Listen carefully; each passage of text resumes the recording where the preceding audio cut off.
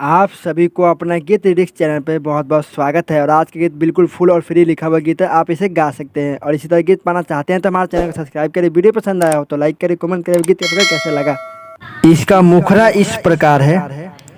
अब के जे जल ढार जइहा हो हमारे मजनुआ, अब के जे जल ढार जइहा हो हमारे मजनुआ, हरी हरी चूड़ी ले आइहा हो हमारे मजनुआ, हरी हरी चूड़ी ले आइहा हो हमारे मजनुआ, जानू के बात न भूलैहा हो हमारे मजनुआ, जानू के बात न भूलैहा हो हमारे मजनुआ, हरी हरी चूड़ी ले आइहा हो हमारे मजनुआ, हरी हरी चूड़ी ले आइहा हो हमारे मजनुआ।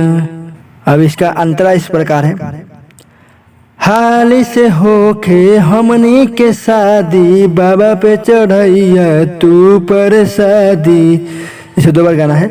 हाल से होके हमनी के शादी, बाबा पे चढ़ैया तू पर शादी, ले ले आइया प्यार के निशानी हो, शुरू होई तबे कहानी हो, ले ले आइया प्यार के निशानी हो, शुरू होई तबे कहानी हो, गांजा पी के भूल मत जइहा हो हमारे मजनुआ, गांजा पी के भूल मत जइहा हो हमारे मजनुआ, हरी हरी चूड़ी ले आइहा हो हमारे मजनुआ, हरी हरी चूड़ी ले आइहा हो हमारे मजनुआ।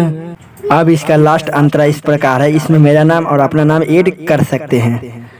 कहली ह जानू प्रशांत अनुज, नीमन से पूजा करी हो, कहली ह जानू प्रशांत अनुज, नीमन से पूजा करी हो, मन से सच्चा हमरो से अच्छा मंगी हो, शिव जी से अर्जी लगाई हो हमारे मजनुआ, शिव जी से अर्जी लगाई हो हमारे मजनुआ, हरी हरी चूड़ी ले आई हो हमारे मजनुआ, हरी हरी चूड़ी ले आई हो हमारे मजनुआ।